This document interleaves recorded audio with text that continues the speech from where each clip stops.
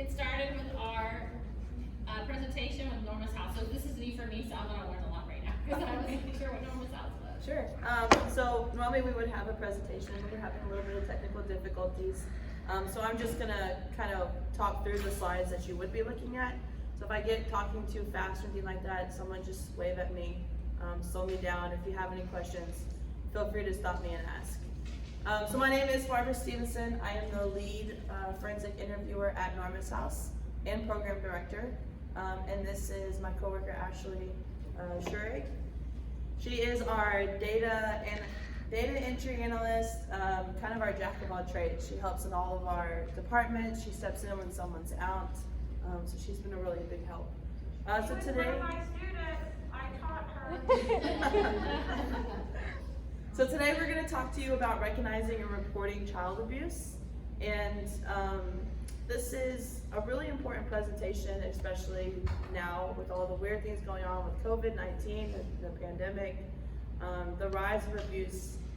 There is definitely a rise of abuse. So I'm not planning on standing up here and talking your ear off and making you bored staring at a presentation for an hour and a half. The point is to get to the point, get the facts that you need to know, and know what you need to do. But I probably will get a little bit repetitive with some of the things that I say, and it's just because that they're really important facts or things that you need to know. So that 3 months, 4 months from now, if a situation comes up, a kid comes up to you and says something, or you have to make that report, I don't want you to have to sit there and go, oh, what am I supposed to do? How should I handle this? The point is that when that happens, you go, I know exactly what to do. Norma's house stood up there and said it 10 times. That way you're prepared, you feel prepared, and the child gets the best help that they deserve. So some of the things that we'll be talking about today are the statistics of abuse, recognizing the types, the definitions, and the different signs of abuse. What is a professional and mandated reporter? How to report the abuse, and then a little bit about Norma's house and what we do as a children's advocacy center. So let's just go ahead and jump into some numbers. How many reports of child abuse are made each year in the United States? Someone throw out a number. What do you think? 500? 5,000? Okay. Anybody else? 26,000. 26,000? So it's actually 3 million. There's 3 million reports of child abuse each year in the U.S. So out of that 3 million, how many reports are confirmed? And when I say confirmed, I mean the report was made, CPS or law enforcement picked it up, said, yeah, this is what we found, this did happen, we can move forward with the case. How many out of that 3 million? 5%. 5%? Okay. It's actually 1 million. So it's a pretty big difference. I'm sure a lot of you thinking, oh, well, that's great, 2 million didn't make it through. But actually that 2 million, there's still a lot of those cases that something did happen. But maybe the child wasn't ready to talk about it. Maybe there just wasn't enough evidence or anything like that to proceed with the case. So but 1 million is still a pretty big number out of that 3. So just here in Gonzales and Lavaca County, how many cases do you think there are a year? Reported or confirmed? Confirmed. 500. 500 is pretty close. It's approximately 400.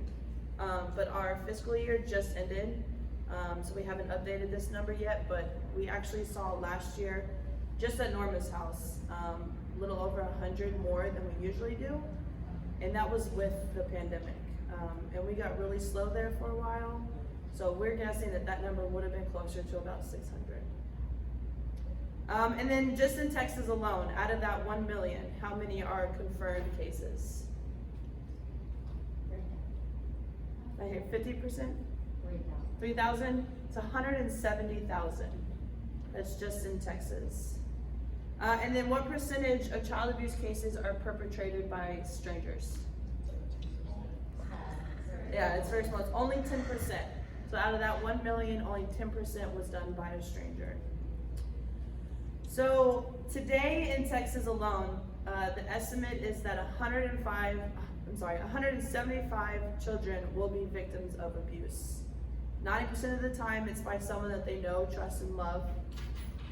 Children often believe that the abuse is their fault. Maybe they think they're getting punished for something, or they deserve this kind of abuse. They don't want to get their perpetrator in trouble, especially if it's someone that they know and trust. Maybe the perpetrator has threatened them to not talk about it or manipulated them. And a lot of times children just don't realize that what's happened to them is wrong, that that's a level of punishment that they should never reach, or that the other types of abuse, that it's okay, that, you know, once an adult says, hey, this is okay, the kid's gonna believe that too, which is a lot of reasons why they don't talk about it all the time. So there's a lot of different types of abuse, but some of the main ones that we see at Norma's house, the first one is sexual abuse, which includes any sexual indecency, any kind of assault, any kind of sexual conduct done to a child. The next one is physical abuse, which is any deliberate action resulting in injury to a child. And even if that injury isn't seen on the body, it can still be considered physical abuse. Emotional abuse, which is anything emotional or mental injury caused by the parent or caregiver.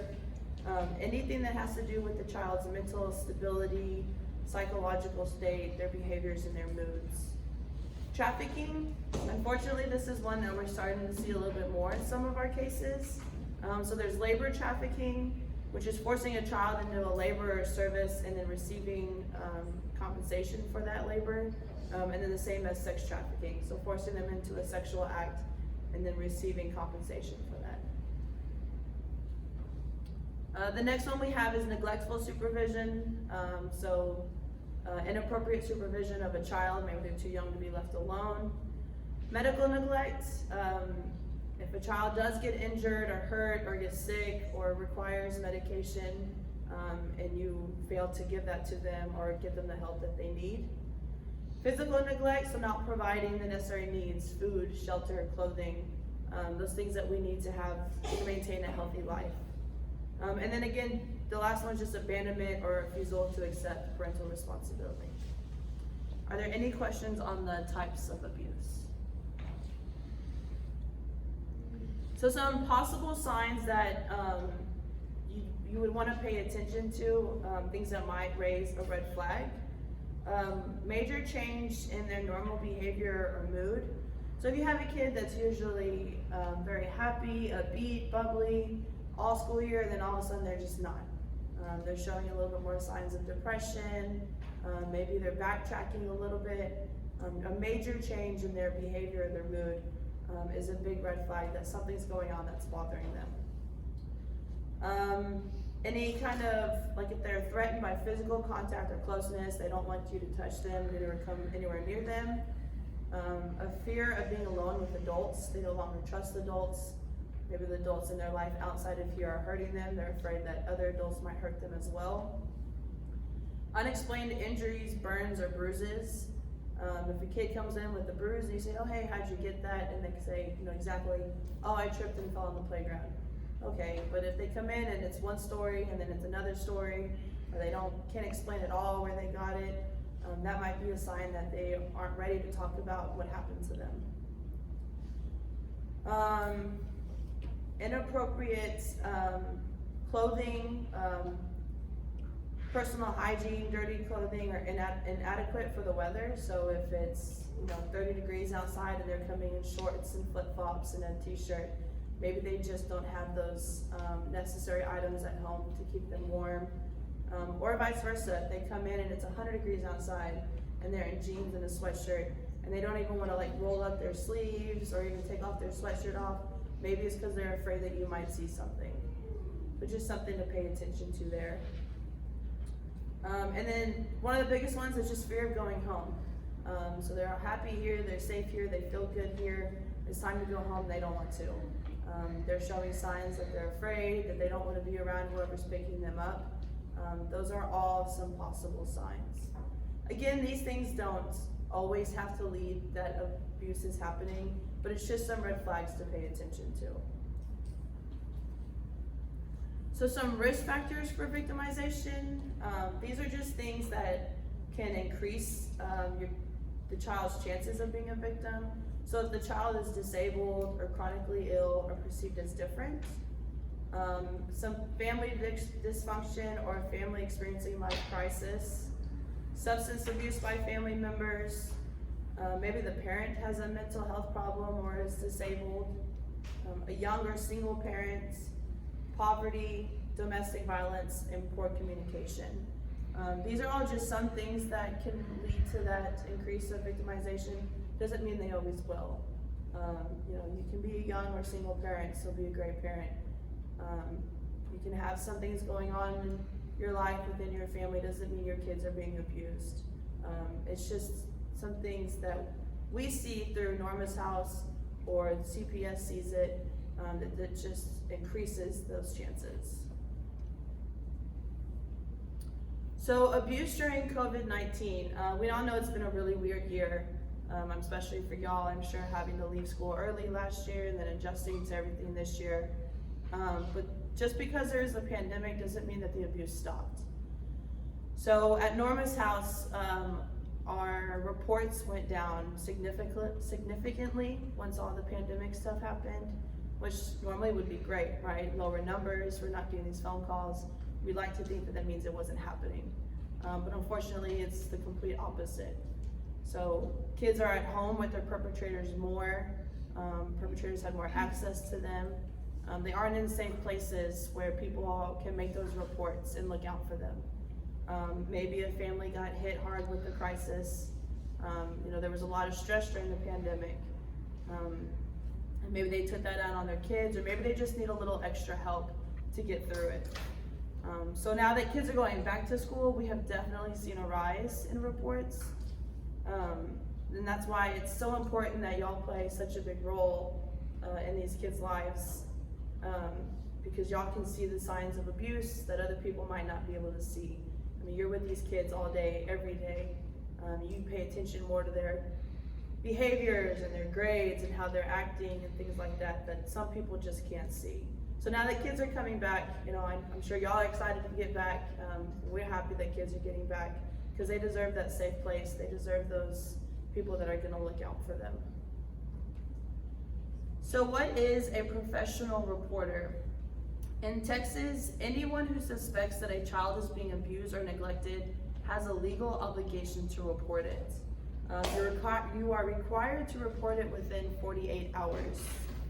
So a professional reporter is anyone who is licensed or certified by the state, who works for an agency that is licensed by the state, and anyone that just has contact with children as a result of their normal duties. So teachers, personnel, school personnel, daycare employees, law enforcement, doctors, nurses, the list goes on. But definitely as teachers and school personnel, you are mandated reporters and required by law to report anything that you suspect is abuse. And it's really important that you don't have to have the proof, you don't have to see the bruises, you don't have to have a full outcry from a kid to make that report.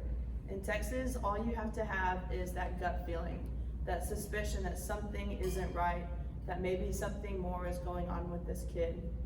And that's enough to make a report. So just keep that in mind, that you don't have to have all the details to go ahead and report that. Another important thing to remember is that professionals may not delegate their duty to report to another person. So let's say a kid comes up to you and says, hey, this is what's happening to me at home. You go to your teacher next to you, or you go to the school counselor or principal, and you tell them and say, but hey, you go ahead and report it for me. That can't happen. It needs to come from you, if you're the one that suspects it, or if that's what the kid told you. Now, I know a lot of schools have their own policies on how they handle these things. So, if your policy says that the principal wants to be included or counselor wants to be included, that's fine. They can be included. But just make sure that if that outcry came to you, or if that suspicion is on you, that you're the one making that report. So anyone that suspects that a child is a victim of abuse or neglect can report through the Texas Child Abuse Hotline. If you do it this way, you can remain anonymous. And I have the number if anybody wants it afterwards. I think it's even on some of these posters that we're leaving with, your principals, so. But yeah, if you wanna remain anonymous, you can call the hotline. The only disadvantage of that is that sometimes the hotline's very busy, so you might get placed on hold for a while, which isn't ideal. You know, you'd like to get right through, give them the information and get back to what you're doing. But sometimes you get right through and sometimes you might be placed on hold for a little while. So just make sure that if you're using that way that you set aside enough time to get through all that. Of course, if you think the child is in immediate danger, don't think they need to go with whoever's picking them up, or if they don't need to go home, call 911. We work really closely with law enforcement. They have people trained within their agency to handle these situations, and they will step in and decide what the next step is to do. The other way that you can report is through the online report, which is the texasabusehotline.org. This way does ask you for some personal information, your name, who you are, where you work, things like that. But that information is never shared with anyone other than the caseworkers. So it's not public record. The family can never go look that up and find out who made the report. And CPS isn't gonna share that information either, or law enforcement. They are under just as much confidentiality as we are to keep all that information private. A person who suspects child abuse or neglect but fails to report it does commit an offense and can be charged with a misdemeanor. And I don't say that to scare you or anything like that. It just shows you the importance of making that report. Because of course we don't want any kid to fall through the cracks. That report gets missed or never made, and then they get seriously injured or hurt. So that's why the law is there, is just so that we protect kids at all costs. So when you go in to make that report, they're gonna ask you a lot of questions. They're gonna want a lot of information. If you don't have all of this information, it's okay, but obviously the more the better. So name, how old they are, where the kid lives, and phone numbers are probably the top priority information that the caseworker needs so that they can move forward with it. If you know any of the people that are involved, so whether it's mom and dad, grandma, grandpa, aunt and uncle, brother, sister, anything like that, that's always good to know. If you know that there's other children in the home, so if the kid comes up to you and makes this outcry, you go report it, you can put in there, hey, I know that they have brothers and sisters, I don't know their names, I don't know how old they are, I just know that they have other people in the home. That's important so that caseworkers can go and screen everybody in the household for the abuse and not just the one kid. Because usually if it's happening to one, there's a good chance that it's happening to the rest. And then of course they're gonna ask, you know, off the wall questions, like, do you know where the parents work or where the perpetrator works, stuff like that. If you don't know that information, that's fine. I don't think CPS or anything like that really expects you to. It's just good if you do, so that they know where they can go to contact these people. So not every allegation reported will result in a CPS investigation. As you saw earlier, we had 3 million, only 1 million of those was confirmed. And that's just because not every situation involving concern for a child meets the legal definition of abuse or neglect under the Texas Family Code. Doesn't mean that it's not something to not report. It just has to have, all the pieces of the puzzle have to be there for it to go on forward. But I don't want that to hinder you from making those reports. So if you make one, nothing really happens of it, but a week or 2 weeks or a month from now, you think something is still happening or something more might still be happening, go ahead and make that report again. Nobody's gonna come in here and say, hey, you're making too many reports, we need you to stop. That's not a thing. The more reports, the better for the case. And if that's what it takes to get that kid the help that they deserve, then that's the best thing to do. So, there are 5 different stages of disclosure. And I share these with you because at any point in time, a child could be in one of these stages when they're with you or in your classroom or trying to talk to you about something. So the first one is denial, which is, if you see that bruise on that kid and you ask them what happened, you can tell it's a perfect hand mark or a perfect dog mark or something, and they say, oh, nothing ever happened, I don't know what you're talking about. They might be in denial, but that doesn't mean that you should just be like, okay, well, the kid says nothing's wrong, let's move on. If you see that mark and that bruise, you should still make that report. The next one is tentative. So if you ask them what happened and they just say, oh yeah, I got hit, but nothing else, it's no big deal. So they only talk about a little bit about what happened. It's still enough to go ahead and make that report. Sometimes they might be what we call active, which means they want to tell you everything. They want to give you all the details. They're finally ready to talk about it, which is great in some cases, but the chances of them being in the active stage are usually pretty slim. Then you also have recant.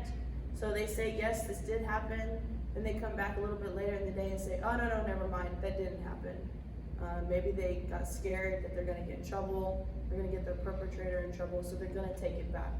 But just because they take it back doesn't mean that you cannot believe what happened. And then the last one is reaffirm. So they tell you, they take it back, and then they come back later and say, okay, yeah, it did happen. And again, I share these with you just because there's so many different ways that a kid can disclose something, whether it's on purpose or by accident. And it's important to know that those different stages exist so that you understand that it's still your responsibility to be their voice and make that report for them. So making a report is the first step in the healing process for the victim. But there's a lot of things that you can do that can help them also make those steps going forward. So if a child does come up and talk to you, always believe them, right? Give them that benefit of the doubt. I know, I'm sure as teachers you hear all kinds of different stories and their imaginations are really good. But when it comes to talking about abuse, especially if it's about things that they shouldn't know about yet at their age, then definitely always believe them. Don't overreact when they want to tell you something, because how you react is then how they're going to react. So try to stay calm and give them that peaceful chance to talk to you. Reassure the child that they haven't done anything wrong for telling you. Don't criticize them, and definitely don't make any promises. We don't want to sit there and promise them, hey, I'm glad you told me this is never going to happen again. We'd all love to make those promises, but that's a promise that can easily be broken. And if it does happen to them again, if they do become victims again, then they're not going to trust the system. They're not going to trust what they did the last time. They're not going to want to tell people about it again. So definitely don't make any promises. CPS asks that you do not tell a child's parents that you have made a report. That protects you and that protects the child in the case. That way they can come in and do their investigation. And just don't be afraid of using CPS. They've always had a big stigma that they're out there to take kids away, and that's not the case. Of course, in serious situations, if they have to remove the child, they will. But they're there to support families. They want to keep families together. They want kids to strive in those family situations. So a lot of times CPS has a lot of resources that can help with families just getting through a tough time. So maybe they're struggling, maybe they need some more parenting classes, maybe they just need some extra clothing or some of those basic needs. CPS is really good at giving those resources without having to break up the family or make it a big crisis. And then lastly, do not interview the child. So if they want to come up and talk to you, that's great. Let them talk. That means they trust you. And we need that so that we can make those reports. But definitely don't interrogate them. You don't have to go in and find all those little details, all those tough details. That's what children advocacy centers exist. That's what we do so that the victims don't have to constantly retell their story. If they tell you, then they have to go in and tell CPS or law enforcement, then they have to come tell me. That can be really tough on them. And it can be kind of traumatizing to talk about those things over and over and over. So that's why we exist, so that you don't have to be that person for them. So a little bit about Norma's House and what we do as a Children's Advocacy Center. We work really closely with law enforcement, CPS, medical professionals, prosecuting attorneys, anybody that can be involved for the safety and sake of the child. We provide a friendly environment to have what we call forensic interviews. And that's where the child can come in, talk to me one-on-one. And I've gone through a lot of trainings to know what questions I can ask them and what questions I can't ask them, and just how to kind of guide them in the conversation. But it gives them a place to tell their story without anything being put into their heads or any kind of leading situations. Sometimes it works perfectly. We get them in there and they are active in the active stage and want to tell us everything. And sometimes it doesn't always work that way. But Norma's House has the best place for that child to feel comfortable in telling that story. We also refer and accompany victims on medical exams. So if they've had any kind of injury from physical or sexual or neglect or anything like that, we refer them to what we call our SANE nurse. And then we accompany them there so that they still have a little bit of comfort, someone to walk them through what's going on and why they're there. And our family advocate also sits with the caregiver, the parent that's bringing the child, so that, because that can be scary for them as well. They don't understand what all goes on in a SANE exam also.